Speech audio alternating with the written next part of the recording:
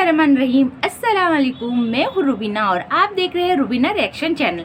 जी हाँ नाज़रीन, आज मैं एक नए व्लॉग के साथ और एक नए रिएक्शन के साथ हाजिर हुई आप लोग के साथ। तो मेरी सबसे पहले आपसे एक दरख्वास्त है, रिएक्शन देने से पहले कि अगर आप मेरे चैनल पे नए हैं तो आप मेरे चैनल को सब्सक्राइब कीजिए और बेल आइकन पे जाके ऑल को सिलेक्ट कीजिए ताकि मेरी हर आने वाली नई वीडियो की नोटिफिकेशन आप तक पहुँच सके।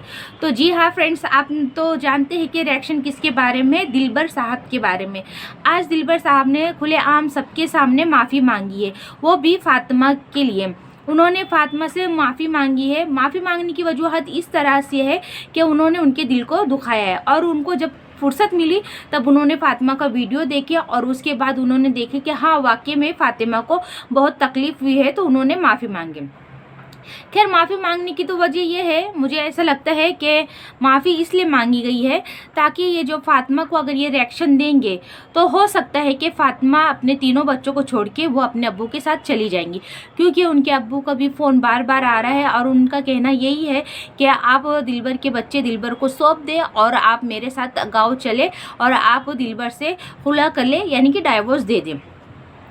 तो जी हाँ, जब आपने लुत्फ़ उठाया है तो उसका सज़ा तो भुगतना ही है।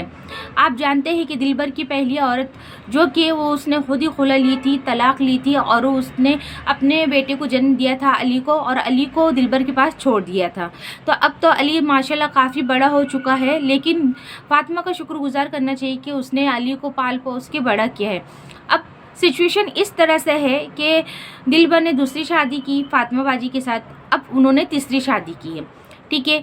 अब यहाँ मसला ये है कि अगर फातिमा छोड़ के जाती है तो ये 3 बच्चे संभालेगा कौन, और प्लस उन्होंने अब जो नया निकाह किया है सानिया के साथ, उनकी भी एक ऑलरेडी बेटी है, यानी टोटल मिला के 4 बच्चे हो गए हैं। पहली औरत के 1 और खुद की बीवी यानी फातिमा से, यानी कि जो दूसरा निकाह था फातिमा के साथ, उससे 2 लड़कियां, फिर अब जो तीसरी की है उससे 1 लड़की, प्लस 4 बच्चे हो चुके हैं। अगर फातिमा ये तीनों बच्चों को छोड़ के जाती है तो ये 4 बच्चे संभालेगा कौन?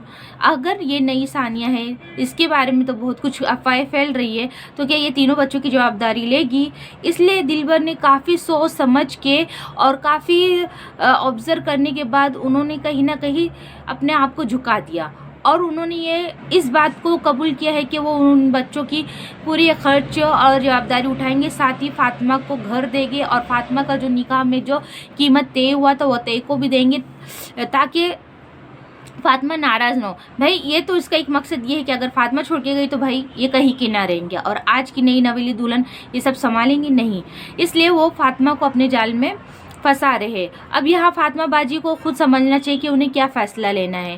खैर, वो तो माँ है, माँ होने के नाते वो बच्चों को तो छोड़ नहीं सकती, ये जज्बा तो हम लोग सब जान सकते हैं। लेकिन हाँ, दिलबर को ये डर है अगर फातिमा बाजी ने ये सब चाल तो नहीं बोल सकते, अगर फातिमा बाजी ने ये सब कर लिए तो बच्चे लावारिस हो जाएंगे और बच्चों की तमाम जिम्मेदारी कौन संभालेगा? क्योंकि ये सब वाक़या दिलबर और बाबर उन लोग के साथ हो चुका है, क्योंकि उनके पेरेंट्स लोग खुद ही सेपरेट हो गए हैं। उन्होंने शादी कर ली, माँ ने अलग, बाप ने अलग, अब उन्होंने खुद बात किया, तो उनके घर में पहले से एक सहमति नहीं है।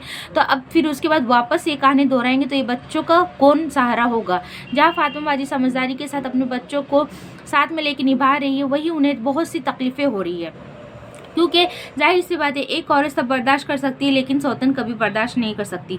अब दिलबर साहब बता रहे हैं कि आगे का रिएक्शन क्या होगा। घर देंगे, घर नाम पे करेंगे, 20 लाख महर देंगे और उसके बाद शायद उन्हें खुद को बेचना क्यों ना पड़े। और फिर वो ये भी बोल रहे कि वो फातिमा को छोड़ नहीं सकते, वो डाइवोर्स नहीं दे सकते। डाइवोर्स ना देने की एक वजह ये भी हो सकती है क्योंकि अगर वो फातिमा को डाइवोर्स दे देंगे तो उनको एक नए हमसफ़र ज़रूर मिल जाएगा, क्योंकि वहाँ आम है कि एक ही शादी हो गई और अगर तलाक हो गया तो दूसरी निकाह कर लेते, दूसरे से अगर सफल ना हुई तो तीसरी करते, तो ये रिवाज तो आम है। तो फातिमा को दूसरा हमसफ़र तो मिल सकता है और बच्चे लेकिन लावारिस हो जाएंगे। अब इन तमाम बच्चों को संभालेगा कौन? तो ये दिलबर ने एक चाल चली है कि मैं तो तलाक नहीं दूंगा। जब वो तलाक देंगे नहीं तो फिर फातिमा शादी करेंगे नहीं और फातिमा इतनी खुददारी कि अपने बच्चों को छोड़ेंगे नहीं। तो ये सब उनका जो YT पे आके माफ़ी मांगना उनका एक ये चाल है और बाकी ये सब साजिशें हैं।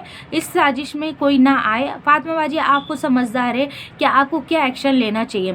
खैर, अगर बच्चे आप समझते हैं कि आपके बच्चे की जवाबदारी है तो देखिए, अगर दिलबर वाकई में ये तमाम वादे पूरे कर रहे हैं समझो अगर बच्चों का खर्चा पानी और तमाम सहूलतें फराहम कर रहे हैं, यानी कि वो मुहैया करा रहे हैं, तो फिर तो खैर कोई बात नहीं है। लेकिन अगर वो सब इन तमाम वादों से अगर मुकरते हैं तो फातिमा जी आपको आगे के बारे में सोचना ज़रूरी है, क्योंकि इतनी सारी ज़िंदगी अकेले काटी नहीं जा सकती। और इनके और दिलबर के तो हरकत देख के तो ये नहीं लगता है कि दिलबर साथ निभाते हैं, क्या करते हैं, अल्लाह अलम बिसाब। लेकिन खैर नाजरीन, ये दिलबर ने दूसरी बात ये क्लियर की है कि 15 दिन वो फातिमा के पास रहेंगे, 15 दिन सानिया के पास रहेंगे, दोनों को बराबर हुकूक देंगे। ये भी हम अभी देखना चाहते हैं। तीसरी बात इन्होंने ये बोले है कि वो अपनी बेटियों को छोड़ नहीं सकते हैं, वो अपनी बेटियों के साथ रहेंगे। अब वो भी देखते हैं कि बाबर कितने अपने वादे के हिसाब से कायम रहते हैं। और चौथी बात ये है कि बाबर ने ये बताया है कि मेरी निकाह की बात तमाम ख़ानदान में पता थी। तो खैर अब आगे आगे हर बात का खुलासा होते जाएगा। तो नाज़रीन, आपको ये मेरे वीडियो किस तरह से लगा है? अगर आपको ये मेरी वीडियो पसंद आई तो आप मेरे वीडियो को लाइक ज़रूर कीजिए। जब तक के लिए खुदा हाफिज़।